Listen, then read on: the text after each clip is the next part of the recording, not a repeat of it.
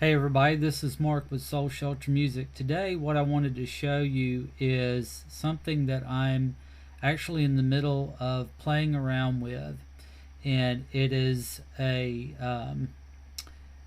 something that I've read about and listened to interviews of a producer named Michael Brauer. He's in New York and he's produced a ton of bands. One of them in particular is Need to Breathe, that I like a lot. And I really like what he is able to do with the vocal sounds for that he produces for these bands. So listen to this mix real quick, and then I'll solo out the vocal line. You can listen to what's going on, and I'll show you what I'm doing.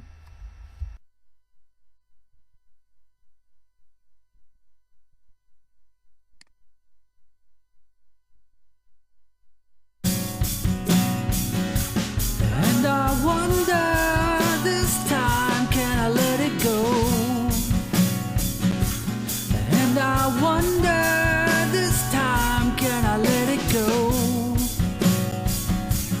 What you said and what you did, can I let it go? Then I wonder.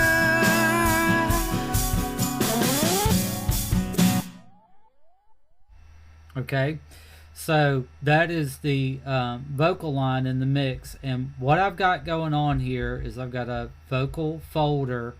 I've got my lead vocal line, and this is the track right here where I tracked my vocal line, and then I am sending a copy of my lead vocals over to 3 compressors, and I'm blending the compressor sounds into my lead vocal to create my overall vocal sound. And Michael Brauer actually does this outboard, meaning that he has his lead vocal line and then he'll send a copy of the vocal line out to hardware devices, hardware compressors, and then he'll jack around with the settings on the compressors and then blend that compressed sound back in to the lead vocal line, all of the compressors. And sometimes he's said that he's used as many as 4 or 5 different compressors at a time. Okay, and so if I mute, let me mute these compressors right here. So my vocal line, if I just solo it out, it sounds like this right here, all by itself. And I wonder this time, can I let it go? And I wonder this time, can I let it go?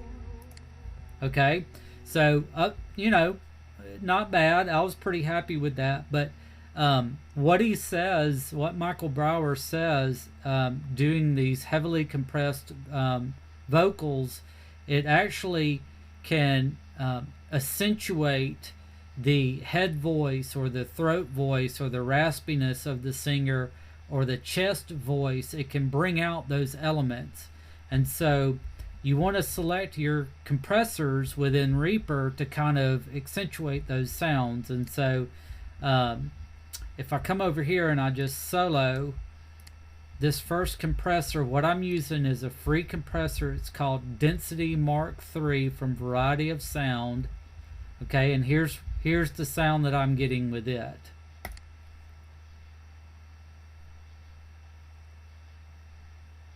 And I wonder this time, can I let it go? And I wonder this time, can I let it go? What you said and what you did, can I let it go? Then I wonder.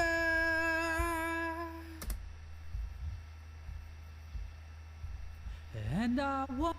Okay, so basically that's adding a little bit of just a very compressed sound, and adding a little bit of what in my opinion sounds like chest voice and a little bit of air. Okay, so that's one compressor that I've got going on. mute it, and I come over here and I solo this second compressor. This is a compressor that's actually built into Reaper itself, and this is the sound that I'm getting from it. And I wonder this time, can I let it go?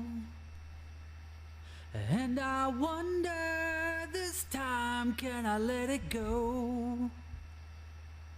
What you said and what you did, can I let it go? Okay, so just a different sound, maybe a little bit of the head voice going on with this compressor. It's the JS Stillwell 1175. Again, this is built within Reaper, and I'm pushing all of these compressors pretty hard. All right, and then the final compressor that I'm using on the vocals, it came with my Focusrite box, and it's the Scarlett compressor. All right, and here's what the sound that I'm getting from it. I'm pushing it very hard, very high threshold, high ratio, medium high ratio, relatively fast attack, quick release. Can I let it go? And I wonder this time, can I let it go? What you said and what you did, can I let it go? Okay, so to me, this is kind of bringing out my throat voice a little bit more, a little bit of air that it's producing, okay? And what I'm doing is I'm just blending. If I'll unmute these compressors, I'm just blending these compressed tracks into my lead vocal track right here, and that's what's producing the entire vocal. Michael Brauer calls it like a composite or conglomeration vocal line. You know, if you're a really good vocalist, you could double track and beef up your vocals that way. But even if you are a good vocalist, it's kind of cool to experiment around with this technique. And here's, again, this is what it sounds like.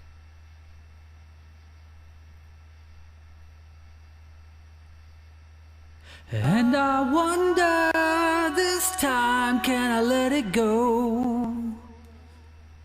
And I wonder this time, can I let it go? In the mix. What you said and what you did, can I let it go? And I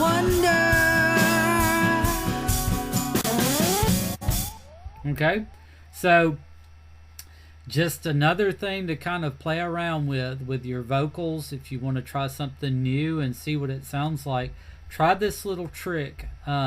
Mike Sr. actually wrote an article about this in Sound on Sound magazine, I think in 2007, 2008, and kind of interesting. It definitely has thickened up my vocals quite a bit, and maybe it would do the same for you. Okay, good luck with this tip and trick, and message me below if you have any questions, but I am actually experimenting around with it myself, and I'm liking what I hear so far. So hope this helps. Take care. This has been Mark with Soul Shelter Music. God bless.